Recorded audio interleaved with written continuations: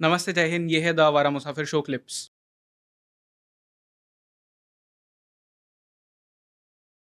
सब अभी जब हम बात कर रहे थे कश्मीर के बारे में, आपने चाइना का नाम वहाँ पे कई बार लिया एंड आर्टिकल 370 के बाद में एब्रोगेशन के बाद भी चाइना को बहुत ज़्यादा प्रॉब्लम थी।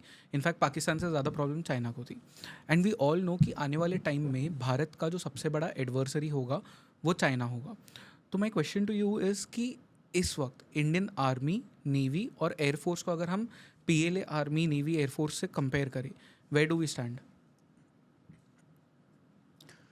चाइना ने अपनी जो है वो आर्म्ड फोर्सेस का मॉडर्नाइजेशन बहुत ही रैपिडली किया। तो वो ना केवल जो है उनकी एयरफोर्स और नेवी जो है न्यूमेरिकल स्ट्रेंथ में हमारे से काफ़ी ज़्यादा हैं, but they are significantly modern as well. उनकी जो है वो एक मेजर फोर्स है जिसको बोलते हैं वो रॉकेट फोर्स, जिसके अंदर उनकी सारी मिसाइल्स एंड अदर सच जो है वो टेक्नोलॉजी एंड वेपन्स जो दूर से ही ऑपरेट कर सकते हैं वो एंड हिट कर सकते हैं अपने टारगेट्स को, वो अलग से है। तो वो उसको जो है वो उन्होंने आर्मी, नेवी, एयरफोर्स के अलावा एक रॉकेट फोर्स भी जो है वो उन्होंने बना रखी है। तो वो उनकी उसकी काफ़ी सारी जो है वो मॉडर्नाइजेशन जो है वो हो रखी है। एंड उनकी नेवी जो है वो लार्जेस्ट इन दी वर्ल्ड है। राइट। उनकी अमेरिकन नेवी नेवी से जो बड़ी है है। वो यूएस नेवी से भी एटलीस्ट इन न्यूमेरिकल स्ट्रेंथ जो है वो काफ़ी ज़्यादा है। एयरक्राफ्ट कैरियर उतने नहीं हैं जितने यूएस के हैं, लेकिन टोटल सी कैरियर्स जो हैं, उनके सी शिप्स जो हैं नेवी के पास 400 से ऊपर हैं, जबकि यूएसए के 250 के आसपास हैं। तो आप अगर जो है वो कंपैरिजन करो तो हमारे से तो कई गुना ज़्यादा हैं। वी हैव अराउंड 75 के आसपास, या something like that, may be 100। सो उनकी स्ट्रेंथ लगभग जो है वो 3 गुना उनकी नेवी की हमारे से जो है हो जाती है, या 4 गुना जो है वो हो जाती है। यूएस से भी 1.5 गुना है एटलीस्ट। सो तरह से आप अगर देखें तो जो है हमारी जो है offensive capability as far as China is concerned is limited. However defence में लगभग जो है वो 1/4 या 1/3 जो है वो फायर पावर और वो चाहिए होता है उसको कंटेन करने के लिए या ब्लडी नोज देने के लिए, और हमारी कैपेबिलिटी है। हमारी capability to give China a bloody nose exists, और पर्टिकुलरली हमारी जो है वो बैटल हार्डन्ड फोर्सेस हैं। चाइना ने पिछले 70-80 साल कभी कोई लड़ाई नहीं लड़ी है। उनके जो है वो पेपर टाइगर सारे के सारे वो बैठे हुए हैं इक्विपमेंट के ऊपर।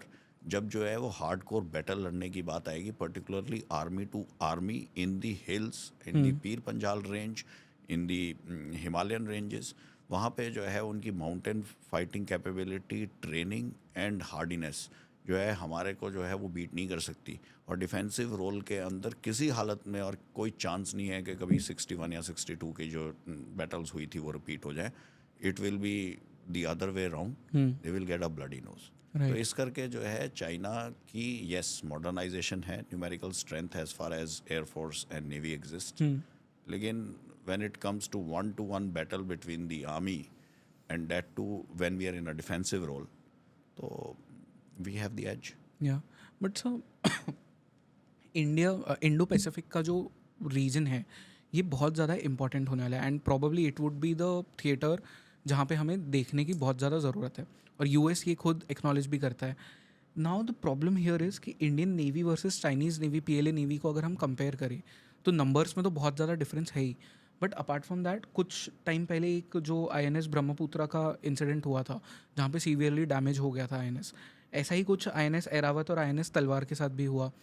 तो एक जगह पे जहाँ चाइना इतने रैपिडली मॉडर्नाइज कर रहा है, नई नई चीज़ें बना रहा है, एट सम पॉइंट हम लैक कर रहे हैं। और इनफैक्ट कुछ टाइम पहले हमारे जो नेवी चीफ है, उन्होंने कहा भी था कि इंडिया को अराउंड 165 शिप्स की ज़रूरत है और ये 2035 तक हमें प्रोड्यूस करने पड़ेंगे।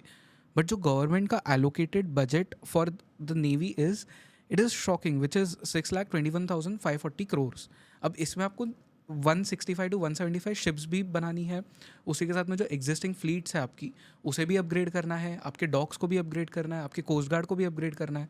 तो ये कैसे पॉसिबल होगा? ये जो है नेवी ने रैपिड मॉडर्नाइजेशन किया। इनफैक्ट अगर जो है तीनों के तीनों फोर्सेस को आप कंपेयर करेंगे तो हमारी नेवी ने जो है वो मोस्ट रैपिड जो है वो मॉडर्नाइजेशन किया है। ये सारा का सारा इक्विपमेंट जो आप कह रहे हैं, ये सारा का सारा पर्टिकुलरली लाइक सी कैरियर्स, या हमने जो है अभी रफ़ेल ले रहे हैं नेवी के लिए, सो रफ़ेल एम, तो वो जो है ये सारा का सारा इक्विपमेंट कुछ ऑफ द शेल्फ भी आएगा, and sea carriers and others we intend to add which will absolutely be done. हमारी रिक्वायरमेंट्स हैं and we are working towards it. अभी मैं आपको एक चीज़ और बोलना चाहता हूँ, जो है हम जो है वो फ्रांस के साथ मिलके, और हमारी जो सिविल इंफ्रास्ट्रक्चर है शिपिंग में is very well established, Right. चाहे वो मज़ेगॉन डॉकयार्ड हो, चाहे वो कोचिन शिपयार्ड हो। एक जो पीएसयू जो consistently one after the other before time delivery दे रही है वो मज़ेगॉन डॉकयार्ड है। 1 लाख करोड़ से ऊपर के ऑर्डर्स जो है वो मज़ेगॉन डॉकयार्ड को मिलने की जो है वो संभावना है।